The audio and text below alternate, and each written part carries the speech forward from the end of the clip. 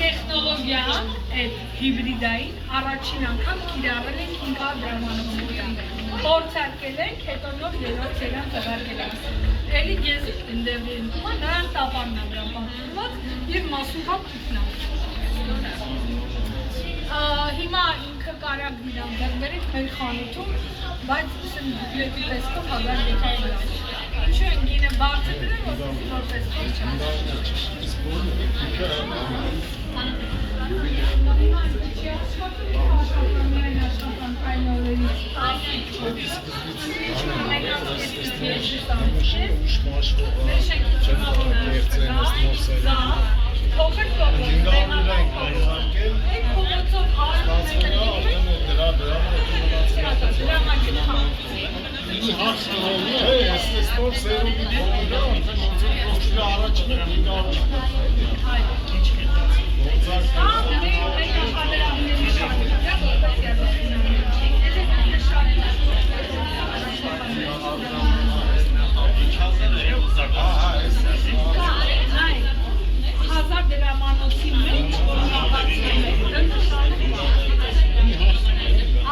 Բայց հիմա ես դες ուզում եմ պաշտպանական հատկանիշներ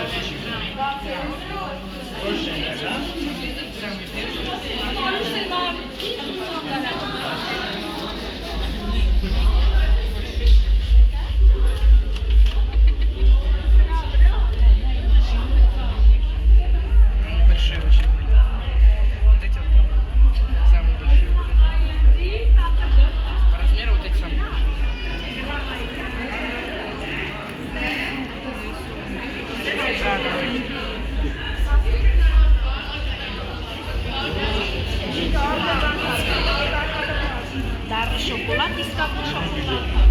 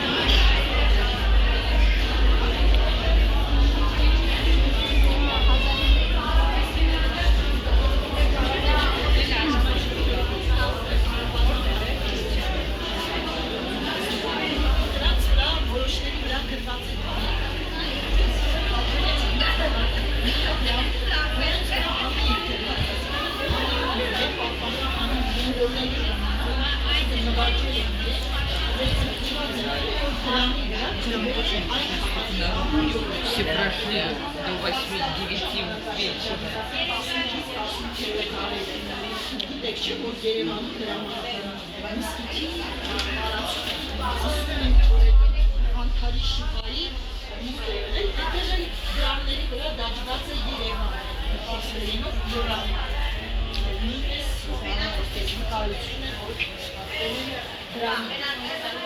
Առաջին հայաստան դրամը 15-րդ դարի ադրամն է, տեսեք այդ ուղենը 5-րդ դարում է ստեղծվել, բայց առաջին հայական դրամն է այստեղ է։ Կարող եք ասել Վատիկյան մեծի դրամների վրա ինչ հունարեն գրառումները։ Հունարեն գրված է Վասիլեո դրամը, արքայից արքայի դրամ, ուղղակի Վասիլեո դրամը մարդասեր։